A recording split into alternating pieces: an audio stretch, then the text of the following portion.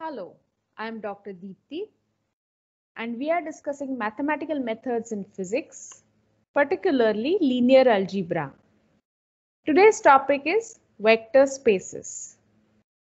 Now, when you hear the term vectors, you either think of physical quantities that have magnitude and direction, for example, force, or you think of an ordered list of numbers. But here we are going to think of vectors as objects which follow certain rules so that their collection can be called a vector space. In other words, a vector space is a collection of objects called vectors which follow certain rules. Now, examples of these rules can be vector addition, scalar multiplication, etc. Now, a vector space is defined over a certain field of scalars. An example of field of scalars is field of real numbers. So now let us have a look at these rules or axioms as they are called. Consider a set of elements A. We wish to check whether A is a vector space defined over a scalar field B.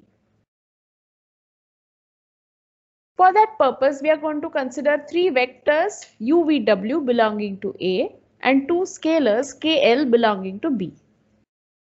Now let us verify each property one by one. First and foremost, important axiom of vector addition. That means for every U and V belonging to set A, U plus V also belongs to A. In other words, set A is closed under the operation of addition.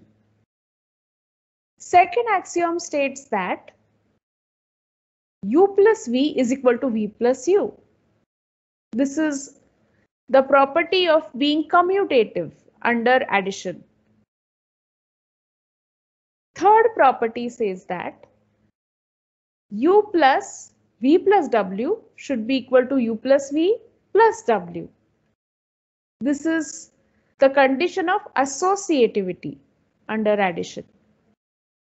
Fourth property states that there has to be a vector 0 belonging to A such that U plus 0 is equal to 0 plus U, which is U itself.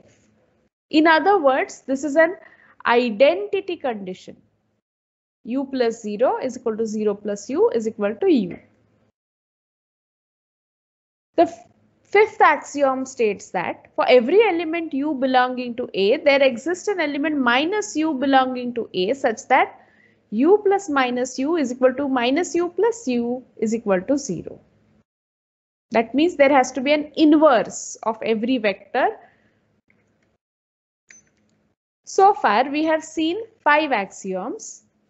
For every U and V belonging to A, U plus V should also belong to A. U plus V should be equal to V plus U. U plus V plus W should be equal to U plus V plus W. Existence of a 0 vector and existence of an inverse minus U corresponding to U belonging to A. Now let us go to another prime rule, sixth axiom of scalar multiplication.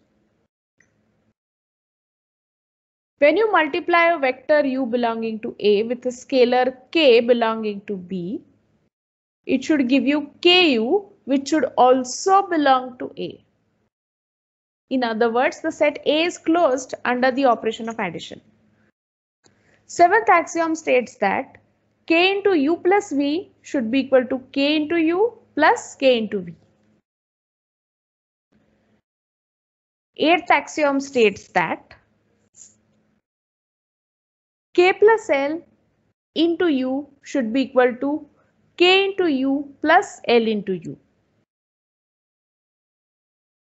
Ninth axiom states that K into L into U should be equal to KL into U.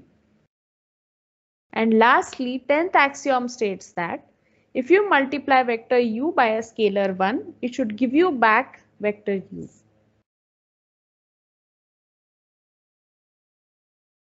So total you have 10 axioms. We saw first 5 axioms based on addition, next 5 axioms based on multiplication.